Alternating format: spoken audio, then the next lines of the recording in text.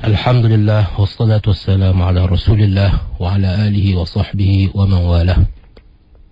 Kita sedang membicarakan tentang beberapa orang tokoh dalam ilmu tauhid. Dua tokoh yang telah kita bincangkan pada minggu yang lepas adalah Abu Hasan al-Ash'ari, Al-Imam Abu Hasan al-Ash'ari, dan juga Abu Mansur al-Maturidi. Daripada dua orang ini, Imam al-Ash'ari lah yang lebih masyhur, lebih terkenal. Seperti yang kita maklum, Abu Hasan al-Ash'ari ini asalnya adalah pengikut Mu'tazilah. Beliau sendiri adalah pengikut Mu'tazilah. Tetapi beliau merasa tidak puas hati terhadap pegangan-pegangan Mu'tazilah. Setelah sekian lama memikirkan pandangan-pandangan yang diungkapkan oleh Mu'tazilah itu, timbul rasa tidak puas hati. Jadi satu cerita yang terkenal yang membawa kepada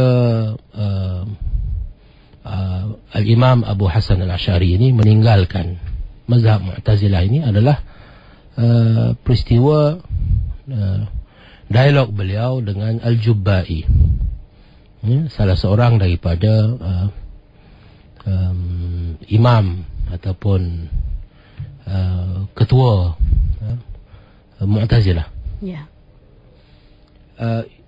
Persoalannya tentang kewajipan Allah membuat sesuatu yang baik dan yang lebih baik, saleh dan aslah. Allah itu wajib buat sesuatu yang baik dan yang lebih baik. Jadi Imam Abu Hasan al-Ash'ari memberi contoh tiga beradik. Tiga beradik yang mati. Seorang tu mati dalam keadaan melakukan amal soleh. Mati sebagai seorang yang melakukan amal yang soleh. Maka dia wajib mengikut Mu'tazilah. Wajib Allah Ta'ala, bagi Allah Ta'ala memberikan kepadanya syurga. Kerana dia mati dalam keadaan melakukan amal yang soleh.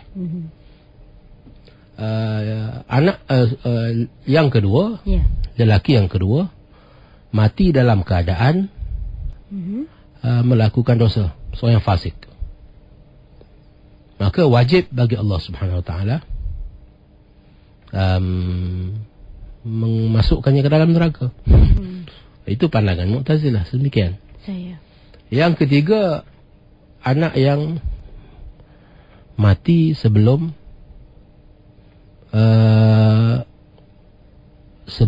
mencapai akil baligh. Maka belum ada taklif pada dia. Maka pada pandangan Mu'tazilah, dia ni syurga pun tidak, neraka pun tidak. Gitu. Maka timbul dialog.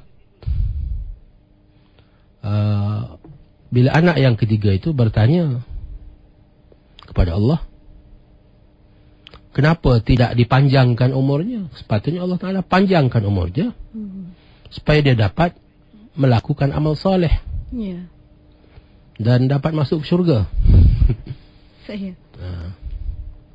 Maka Allah Ta'ala pasti akan menjawab. Ini hypothetical. Ini maknanya kalau berdasarkan ajaran Mu'tazilah dan begini keadaannya, maka inilah yang akan berlaku. Jadi anak yang mati awal ini, mati sebelum akil balik, pasti akan bertanya, kenapa Allah Ta'ala tidak panjangkan umur dia supaya dia boleh buat amal soleh dan masuk syurga? Sedangkan Allah Ta'ala kan wajib buat sesuatu yang lebih baik. Tentu dia lebih baik masuk syurga daripada syurga tidak, neraka pun tidak. Dan pastilah Allah akan menjawab. Kata Imam Ash'ari, ini hujah beliau kepada Al-Jubba'i. Kerana aku tahu sekiranya engkau hidup dan panjang umur, engkau akan buat dosa. Engkau akan buat dosa. Engkau akan jadi fasik.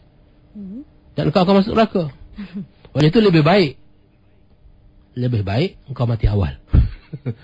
Kau mati awal. Sebelum akil balik lagi dah mati. Dia mati sebelum ada dosa. Oleh kerana begitu jawapannya, maka yang anak yang kedua tadi bertanya kepada Allah Ta'ala, kalau begitu kenapa engkau tidak matikan aku awal? Kenapa engkau tidak mati? Oh ya Allah, kenapa engkau tidak matikan aku awal? Supaya aku tak adalah sampai terlanjur buat dosa. Maka terdiam Al-Jubba'i. Bukan terdiam Allah. Terdiam Al-Jubba'i. Maksudnya kalau begini keadaannya, jadi macam mana? Maknanya pegangan Al-Mu'tazilah tentang Allah Ta'ala itu wajib buat sesuatu yang baik dan lebih baik kepada hambanya, itu tidak dapat dipertahankan. Jadi itu akhir sekali membawa kepada beliau meninggalkan mazhab Mu'tazilah. Dan adalah cerita-cerita lain tentang mimpi-mimpi beliau bertemu dengan Rasulullah sallallahu alaihi wasallam. Jadi saya tak sebut detail lah perkara itu. Jadi pada kali ini kita nak sebut pula imam yang ketiga. Di antara tokoh-tokoh imam yang ketiga, yakni Hasan Al-Basri. Daripada nama ni pun kita dah tahu beliau daripada Basrah. Hasan Al-Basri. Nama penuh beliau adalah Hasan bin Bashar, iaitu bekas hamba kepada Zaid bin Thabit. Zaid bin Thabit ni sahabat Rasulullah sallallahu alaihi wasallam. Ini bekas hamba kepada Zaid bin Thabit. Lahir pada tahun 23 Hijrah dan banyak meriwayatkan hadis-hadis dari sahabat dan tabi'i yang ramai. Seorang yang sangat faqih, alim, mempunyai pengetahuan yang tinggi serta fasih bercakap. Kita tengok kedudukan seorang yang asalnya seorang hamba. Kemudian dibebaskan, dan bagaimana beliau itu mencapai kedudukan yang tinggi sampai pada hari ini pun nama Hasan Al-Basri ini dikenali. Inilah yang memberikan, menunjukkan betapa ilmu itu memberi kemuliaan kepada seseorang. Kata Imam Syafi'i, tak silap saya dalam diwan Imam Syafi'i itu ada kata-kata beliau, ra'aitul ilma sahibahu karimu. Aku melihat ahli ilmu itu mulia. Walau waladathu aba'ul li'amu. Walaupun beliau dilahirkan oleh ibu bapa yang hina. Begitulah lebih kurang maksudnya. Maknanya dengan sebab ilmu itu manusia itu menjadi mulia dan tinggi martabatnya. Di sisi Allah, bahkan di sisi manusia juga. Kerana ilmu itulah yang memberikan seseorang itu marwah diri, harga diri yang sebenar. Bukan harta benda dunia. Jadi begitulah kedudukan Hasan Al-Basri ini.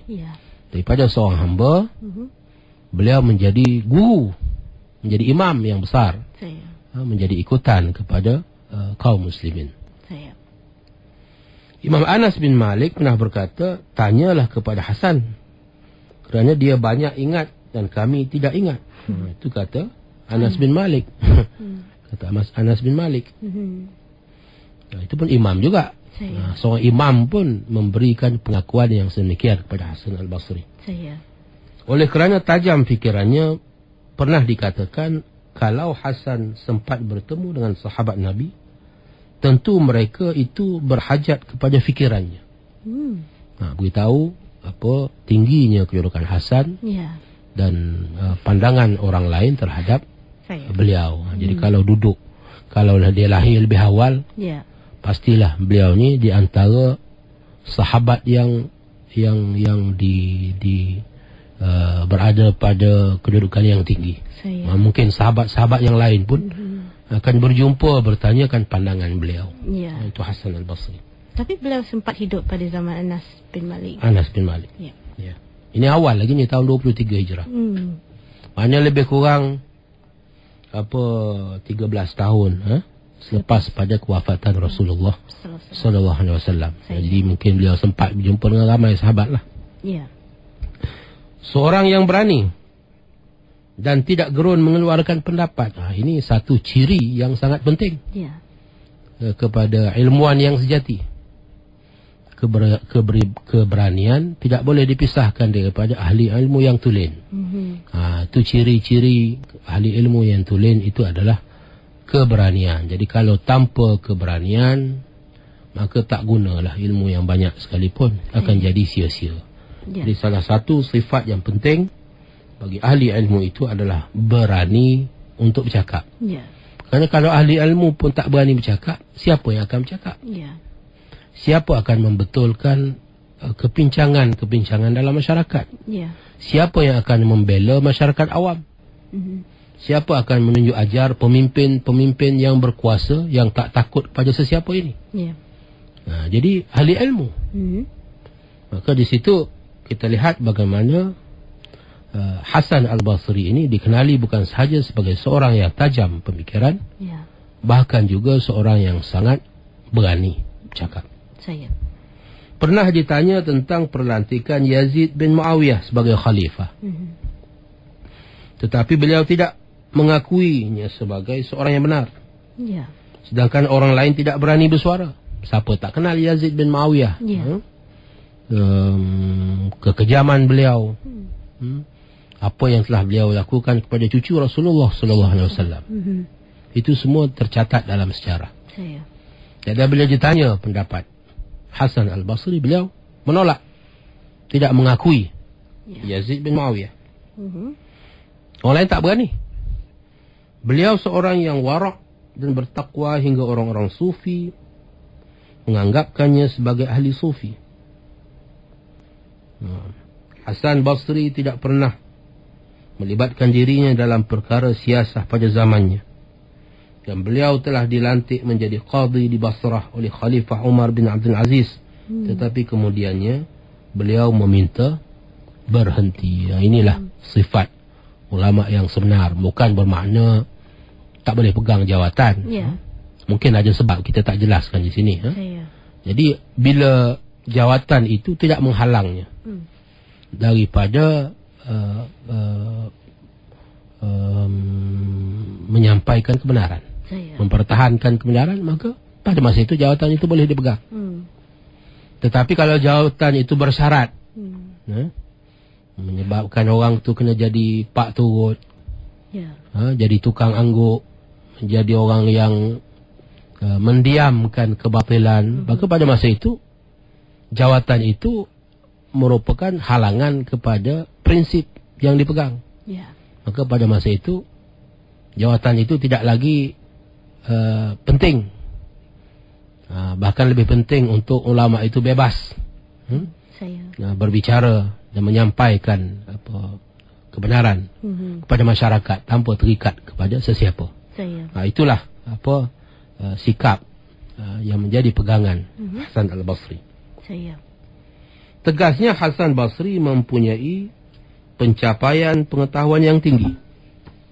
Ramai para ulama telah mengambil fatwa dari beliau dan mengumpulkannya dalam 7 buah buku yang tebal. Beliau meninggal dunia di Basrah tahun 110 Hijrah. Agak panjanglah umur beliau.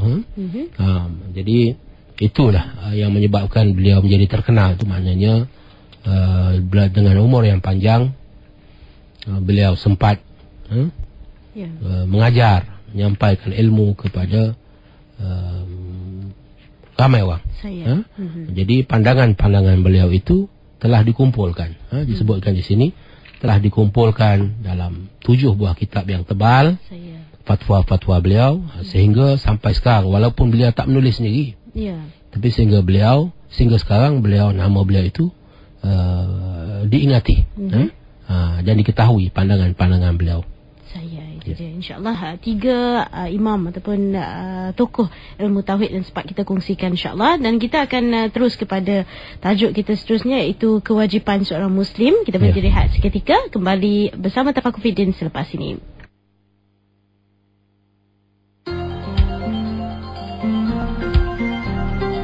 Keracunan makanan tidak boleh dipandang ringan kerana ia juga boleh membawa kematian kalau masalah keracunan yang dialami adalah kritikal, terutamanya kepada kanak-kanak yang masih lemah daya pertahanan diri mereka. Keracunan makanan dilaporkan seringkali berpunca di kantin sekolah. Sebagai ibu bapa yang prihatin, bantulah anak-anak anda mendapat makanan yang bersih dan sihat.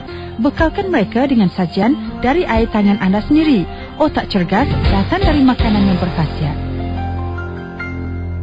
Terima kasih kepada anda terus bersama Tafakur Fiddin pada malam ini bersama dengan saya Mazlina Ismail dan juga Encik Muhammad Asam Ahmad membicarakan terus tentang kitab Asas Akidah Islam, dan insyaAllah sebarang persoalan anda boleh terus kongsikan menerusi Facebook IKIM FM dan akan kami kongsikan jawapannya insyaAllah pada siri akan datang. Dan sambung kita bersama Encik Asam untuk tajuk seterusnya. Ya, terima kasih Mas. Sebelum saya masuk pada tajuk yang berikutnya, saya ingin sebut sikit di sini bahawa yang kita sebut tadi 3 dalam minggu lepas dan minggu ini 3 orang, tapi ini hanya nama-nama besar, tapi masih ada banyak lagi nama-nama besar yang datang kemudian.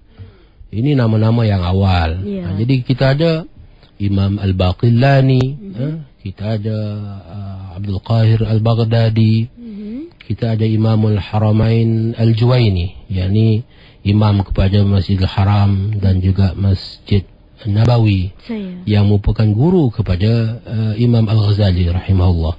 Dan juga kita ada Imam Al-Ghazali sendiri. Dia antara nama-nama besar daripada kalangan tokoh-tokoh ilmu tauhid.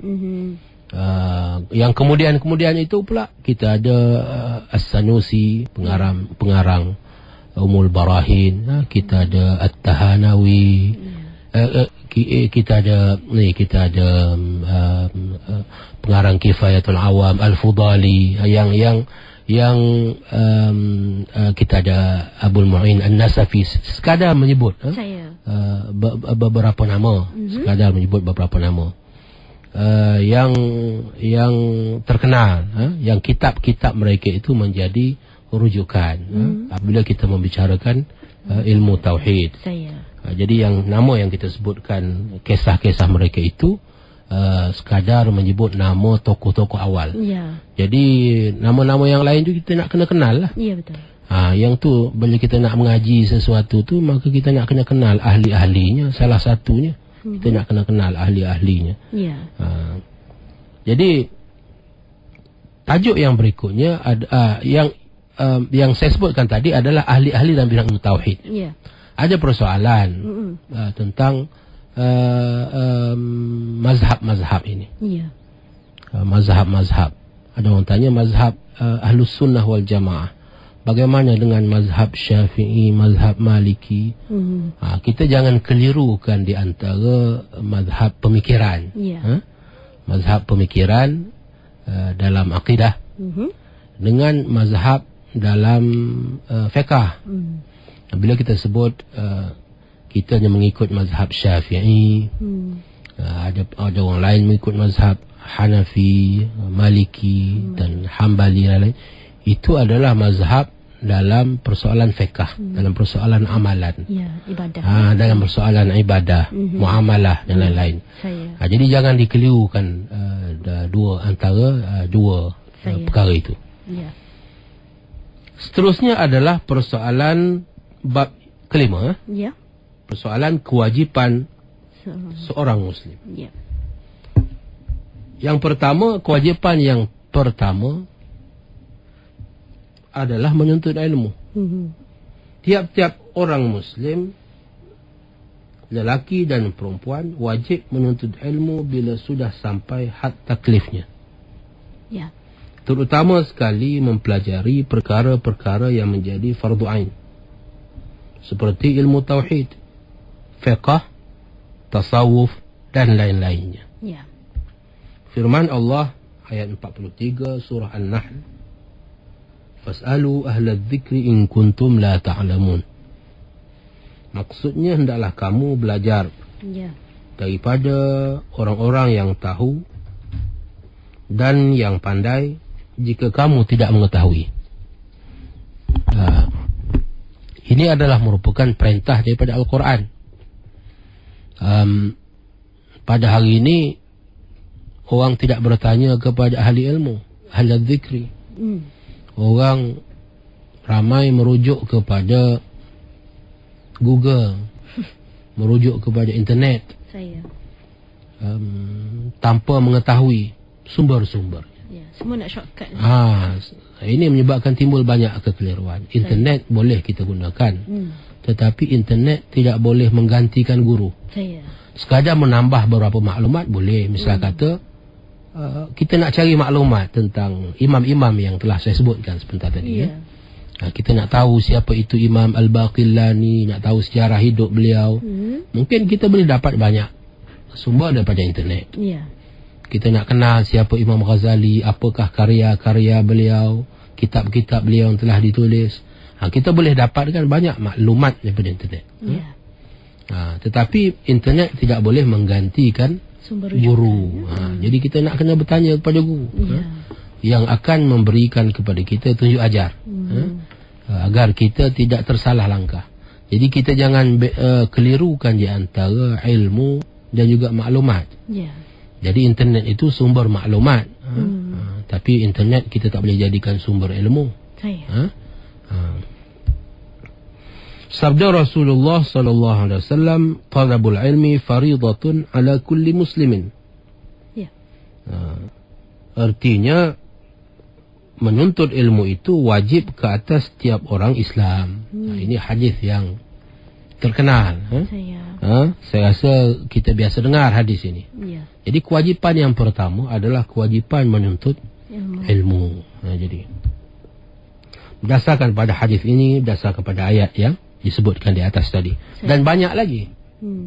Banyak lagi. Ini kita sekadar mengambil satu contoh daripada Al-Quran, satu contoh daripada hadis Nabi sallallahu alaihi wasallam.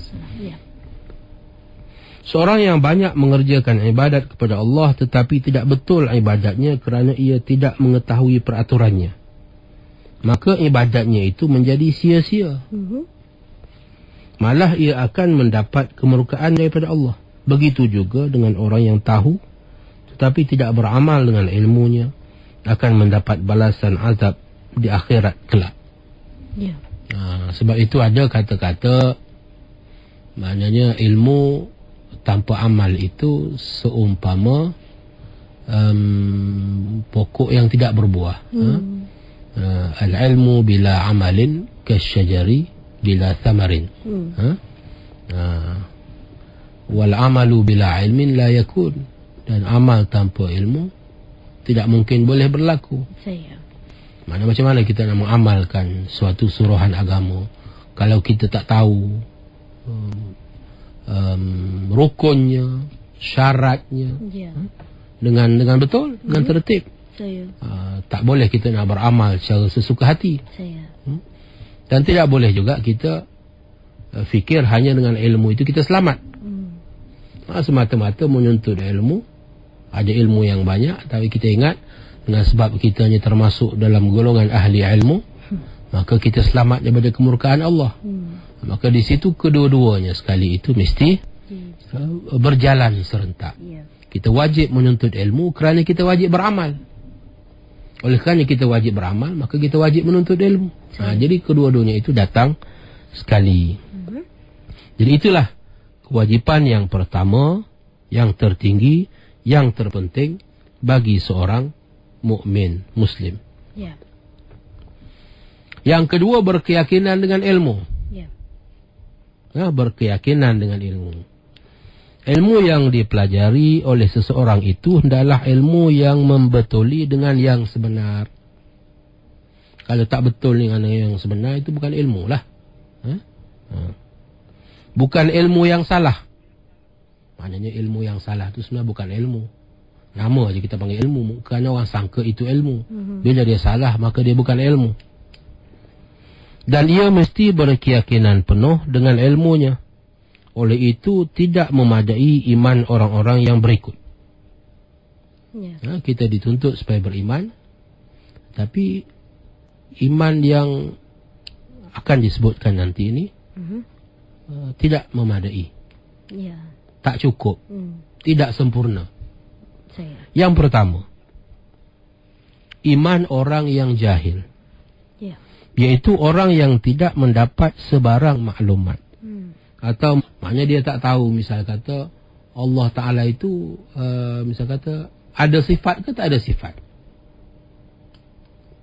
Dia tak tahu misal kata alam ini baru ke dia ciptakan. 50-50. Ini berat lah. Ini kes berat lah. Dia tak pasti Muhammad itu benar ataupun tak benar. Jadi dia syak. Muhammad ni benar atau tak benar. Maknanya ini tidak boleh dianggap sebagai iman ini. Dia walaupun dia kata dia beriman, tetapi dia berada dalam keadaan syak. Yang ketiga, orang yang zan. Apa maksud zan? Iaitu orang yang lebih banyak menyangka betul dalam maklumatnya yang diperolehnya, tetapi tidak yakin sepenuhnya. Zan ni dia lebih kuat daripada syak. Dia maknanya iman dia tu kemungkinan besar. Lebih pada 50%, tapi tak sampai 100%. Maknanya dia rasa kemungkinan besar Muhammad itu betul, misal kata. Tapi dia tetap ada simpan kemungkinan. Ada kemungkinan Muhammad ini bohong. Jadi maknanya dia tidak yakin 100%. Dia hanya zon. Hanya kita katakan zon. Boleh ke tidak zon dalam perkara akidah? Zon dalam perkara fiqh boleh. Misal kata kita sangka dah kita dalam gelap. Dalam gelap kita tak pasti arah mana kiblat. Kita tak pasti arah mana kiblat. Tak ada kompas. Tak ada apa, kita agak-agak ajalah. Berdasarkan mungkin tengok cahaya matahari jatuh belah mana. Jadi kita agak-agak aja. Sangkaan kita belah sinilah. Sekitar inilah kawasannya arah kiblat. Itu zan. Walaupun ada kemungkinan kita silap. Jadi zan dalam perkara-perkara yang berbentuk amalan itu dibolehkan. Bahkan kebanyakan banyak perkara yang fiqh itu dalam soal ibadat itu umpamanya adalah berasaskan kepada zan. Maknanya kemungkinan besar. Itu boleh dalam perkara amalan. Tapi tidak akidah. Tapi dalam perkara akidah tak boleh. Apatah lagi syak. Syak tu kurang lagi macam tu, 50-50. Hanya zan ni kemungkinan besar. Maknanya kalau orang tu kata saya kemungkinan besar, saya rasa Allah itu wujud. Saya rasa kemungkinan besar Allah itu wujud. Saya rasa kemungkinan besar kiamat itu akan berlaku. Akan ada syurga dan neraka. Tapi tak tahulah ada juga kemungkinan tak ada. Jadi kalau begitu keadaannya, orang itu dalam keadaan zan. Zan ni tak boleh dalam perkara akidah. Yang keempat, orang yang waham. Iaitu orang yang lebih banyak menyangka salah dalam maklumatnya yang diperolehnya. Jadi waham ni dia bawah lagi pada syak. Tak sampai 50%. Waham.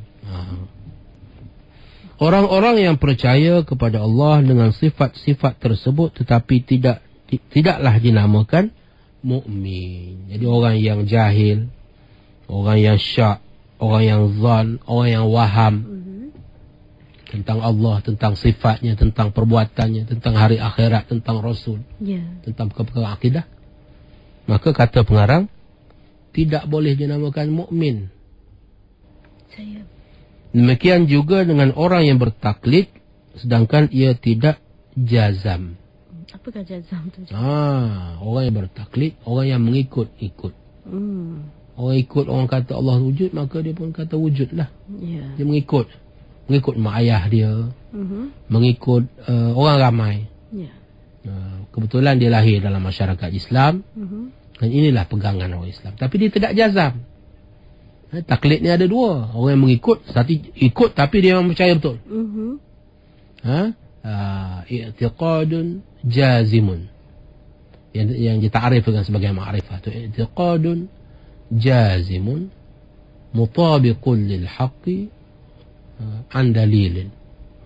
Maksudnya yang dikatakan ma'rifah tadi. Yang katakan ma'rifah. Kewajipan yang pertama itu ma'rifatullah. Awaluddin ma'rifatullah. Perkara kewajipan pertama dalam agama itu mengenal Allah. Maka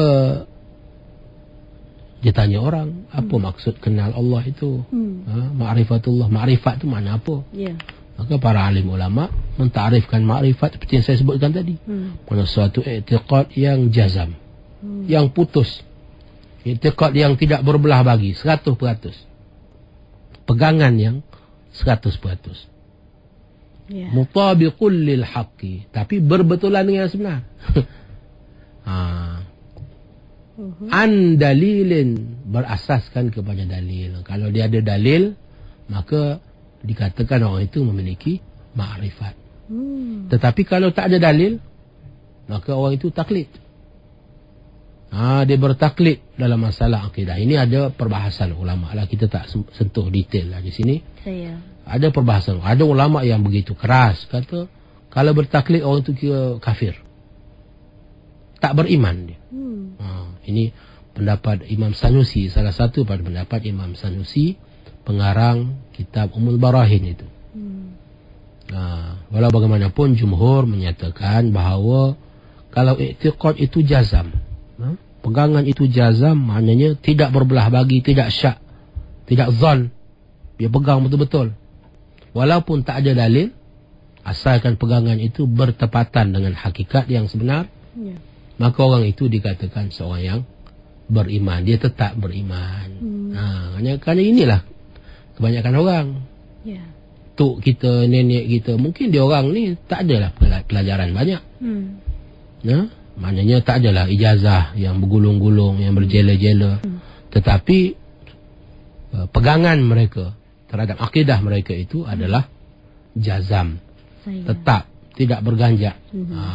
Berbanding dengan orang sekarang yang ijazahnya berjela-jela tapi penuh dengan syak, waham, ragu-ragu, zon. Itu pegangannya itu tidak dianggap sebagai beriman. Tetapi kalau orang yang bertaklid dan ia berjazam penuh, maka dikira mukmin juga, cuma berdosa kalau ia mampu mencari dalil walaupun secara ijmal, yakni secara umum. Ini kata pengarang. Ini pegangan Ahlus Sunnah wal Jamaah lah. Maksudnya dia mampu belajar. Walaupun dia pegang dengan penuh yakin, tapi dia ada kesempatan untuk belajar. Ada guru yang dia boleh rujuk. Dia buat degil, tak nak bertanya, tak nak menuntut ilmu. Maka orang itu dikira berdosa. Kerana apa? Kerana dia mengabaikan tuntutan, suruhan, perintah menuntut ilmu. Kita tahulah dia dah yakin, tetapi keyakinan itu mesti diasaskan kepada ilmu.